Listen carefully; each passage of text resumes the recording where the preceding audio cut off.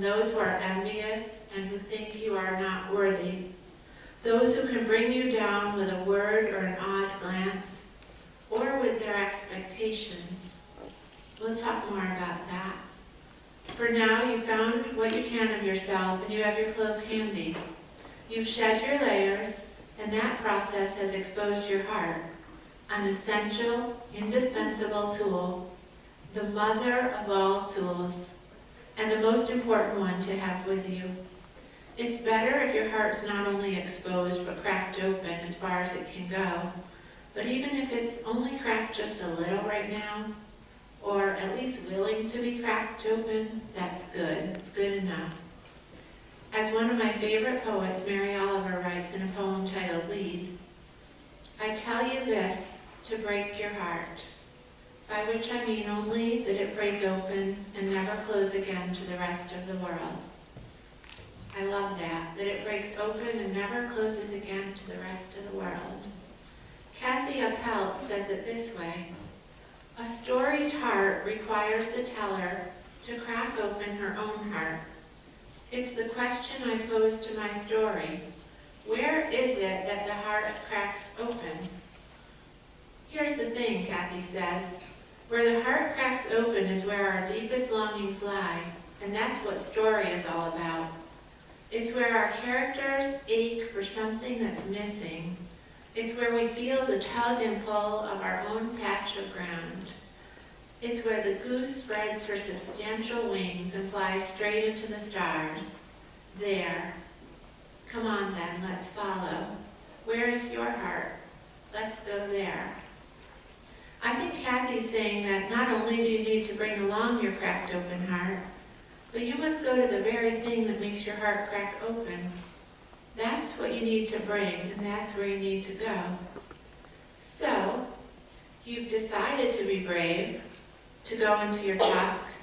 You've peeled away your layers, but you've kept your cloak handy for when you need protection, and put as much of yourself as you can together in the best order you're able.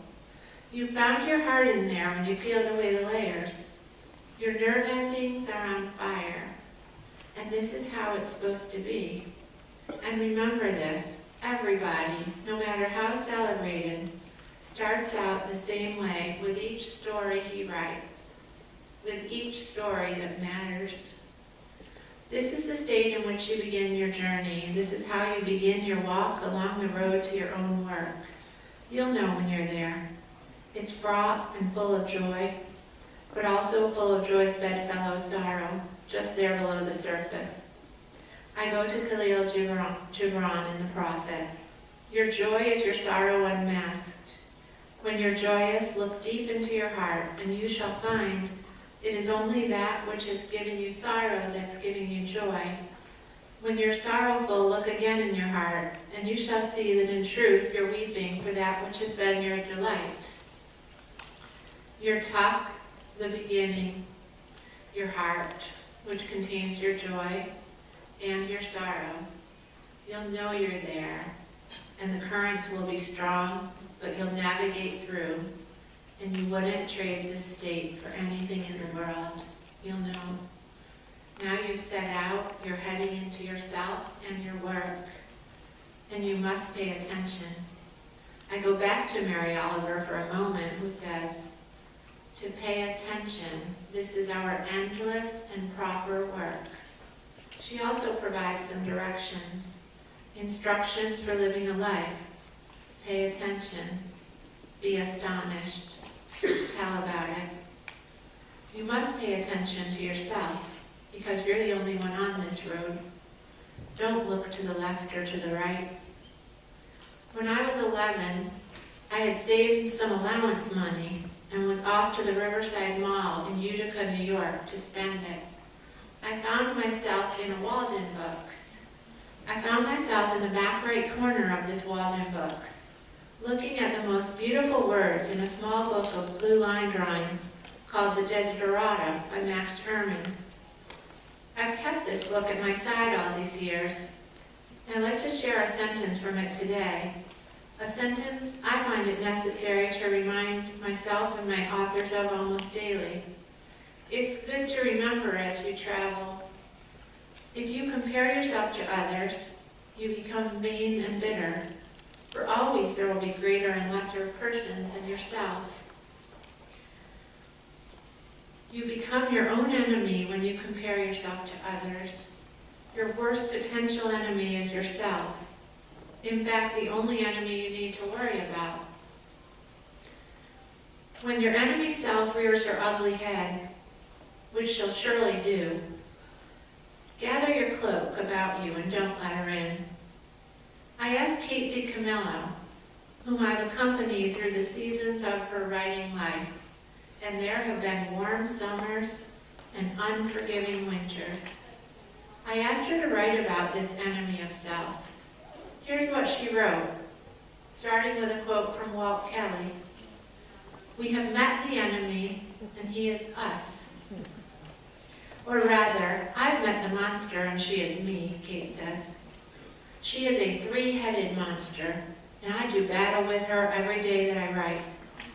I've labeled her heads thusly: ego, laziness, and fear. All three heads are wily. All three heads talk a lot. They each have their favorite phrases. Ego says, "Who do you think you are to be doing this?" Laziness says, "Tomorrow would be a great day to start." Fear says, "It would be better not to try at all." Kate continues, "I've learned to accept that the monster will always be present, and that the heads will always be talking, and that my job is not to vanquish the monster, but to achieve some dialogue with it. When I feel reluctant to start, commit, continue, or try again, I go and talk to the monster. I work to figure out which leering, drooling, smirking head is holding me back: ego, laziness, or fear.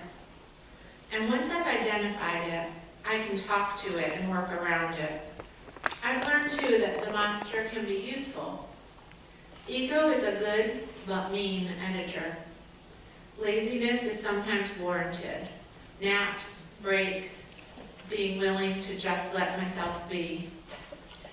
Fear can help me identify the very voice, story, or challenge that is loaded for me, the one thing I need to embrace rather than walk away from. Thank you, Kate. Ego, laziness, and fear, all enemies of your writer self. Don't let them overcome you. Stand in your power before them. Wrap yourself in your cloak when they rear their ugly heads. Look them in the eye and talk them to submission. Talk them to your freedom. And here's where I reluctantly step up to the plate. Because right here, at this very juncture, my own enemy self is trying to interrupt. She's loud. I see her waving her arms, asking me what makes me think I can stand here and talk about writing to you. Well, I'm not going to let her in.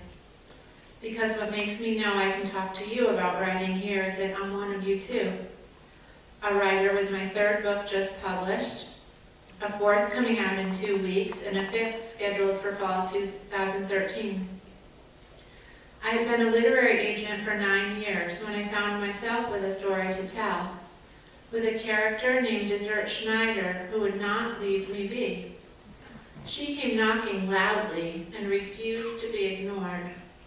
I wrote my first novel, Desert First, on New Jersey Transit, on my commute, and in any spare moment I had. Desert was at once the new love of my life and a terrible burden. How could I, a literary agent to some of the most prestigious authors in America, dare to write my own story? I was so comfortable in my role as guide and companion, and I was so good at giving advice.